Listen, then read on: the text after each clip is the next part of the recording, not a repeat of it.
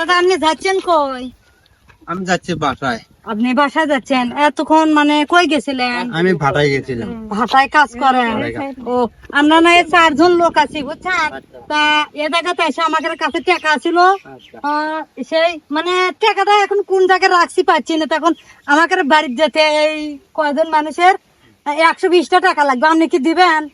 অবশ্যই, এখন মানুষের আবাদ বিপদের জন্যই তো। আপনার কাছে আছে? তাহলে আপনি সকাল থেকে যে রোজগার করছেন, কয় টাকা রোজগার আমি করছেন? রোজগার করছি 650 টাকা। 650 টাকা। তাহলে যদি আমাদেরকে 120 টাকা দেন তাহলে তো আপনার কমে যাবে টাকা। হ্যাঁ অবশ্যই, তো মানুষের আবাদ বিপদ দেখা লাগবে না। ওই জন্য দিবেন? তাহলে দেন, আমরা সবাই যাই, তাহলে দেন। নিবেন? হ্যাঁ অবশ্যই নেব।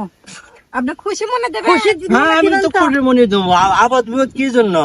আমি যদি এক জায়গাতে বিপদ পড়ি তাহলে আমি চাইলে দেবো না আমার? আবার চাষি গেলে আবার যদি আপনাকে দাবার দেয়, হ্যাঁ, চাষি দাবার দিবি না? না না না। ও আচ্ছা, তাহলে দেন বাবা। আমরা তাহলে কত লাগতেছে? 120 টাকা। আচ্ছা, খুশি তো আপনি? হ্যাঁ আমি খুশি মনে দিয়ে সত্যি খুশি? খুশি মনে দিয়ে দিলাম। থামেন। ধরেন আপনি আমার কাছে টাকা আছে বুঝছেন। আচ্ছা। আমি আপনাকে পরীক্ষা করলাম যে আপনি অনেক জায়গায় কিন্তু এরকম মানুষ বিপদে পড়ে না, অবশ্যই যে আপনি তাকে সাহায্য করবেন কিনা। আপনি কিন্তু টাকা ছিল 600, সাহায্য নাও করলে করতে পারতেন, কিন্তু আপনি মন থেকে সাহায্য করছেন, আপনি পরীক্ষায় পাস করছেন।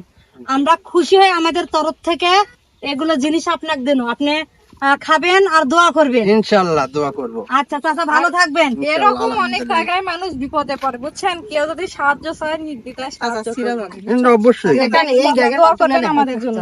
ভালো থাকবেন, দোয়া করবেন। ইনশাআল্লাহ।